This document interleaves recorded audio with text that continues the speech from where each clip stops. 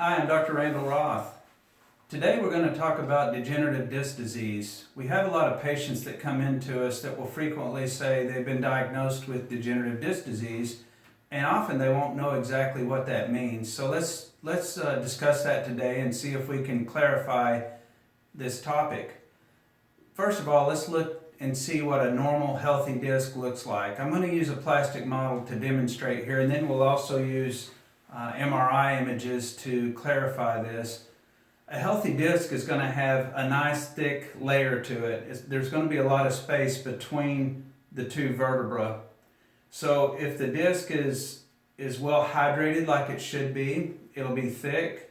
If we look at a disc on end, there are two components to a normal disc. We've got what's called the nucleus pulposus, which is like a jelly material in the center of the disc, and it should be contained right in the middle of the disc.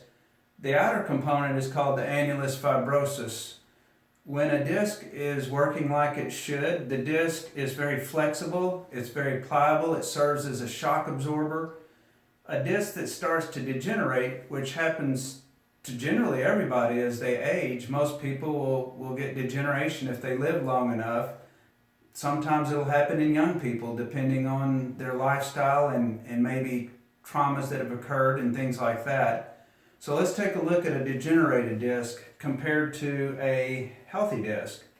A degenerated disc is going to be very thin, or it will start thinning as it dehydrates. So characteristically, as it dehydrates, the disc itself will start to change. So the disc, as it dries out, will start to weaken.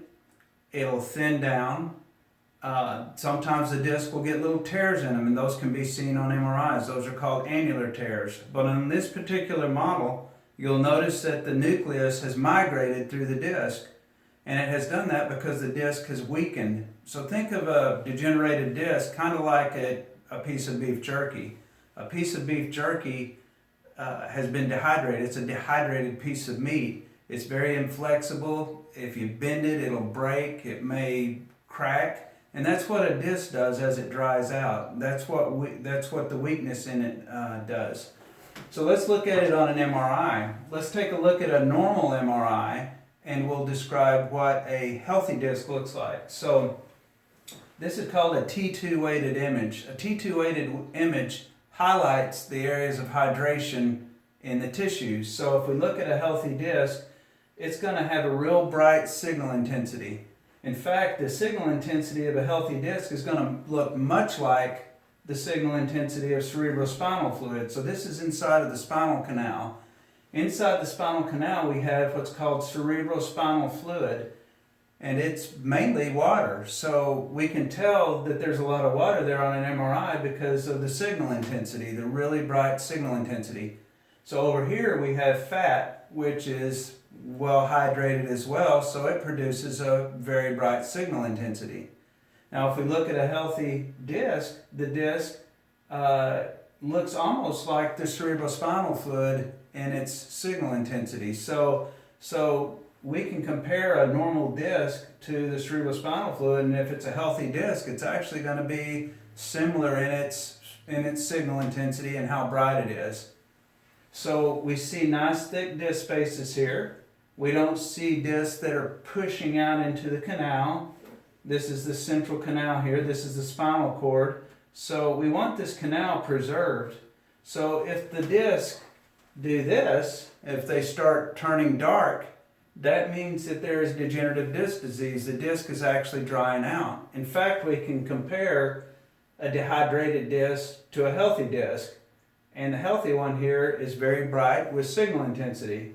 You don't really see it bulging out into the canal like you do the ones that are turning dark here. And these are starting to thin a little bit. So notice that the one that is dehydrated is actually bulging into the canal.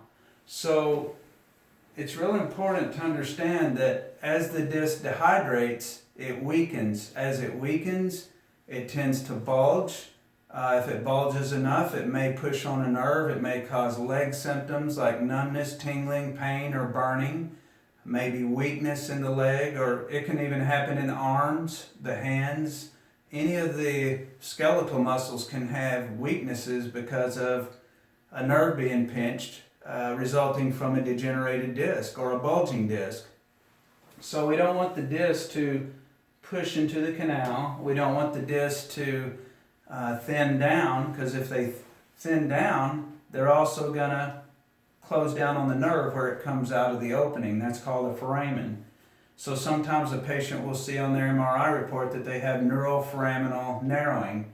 When they say neuroforaminal narrowing, they're talking about the area here where the nerve is exiting. So if we compare the thickness of the disc on the two of these models, we'll notice that the thicker disc provides a wider opening for the nerve to exit the spine. The one that has narrowed down is actually closing down on the gap. It's actually closing the space where the nerve exits. And we'll even look at one that's more severe here. Here's one where the disc is completely degenerated or thinned down. So there are ways to treat this conservatively. A lot of times patients that have degenerative disc disease, they'll end up in a surgeon's office and have neurosurgery on their back or some kind of spinal surgery. Fortunately, there are conservative, non-surgical, drugless ways of helping degenerated disc. So that's the type of treatment that we provide in our office. It's very effective, and it can many times get patients who are in severe pain completely out of pain. If you would like to find out more about how we can help with degenerative disc disease and the pain or conditions associated with that, then call our office.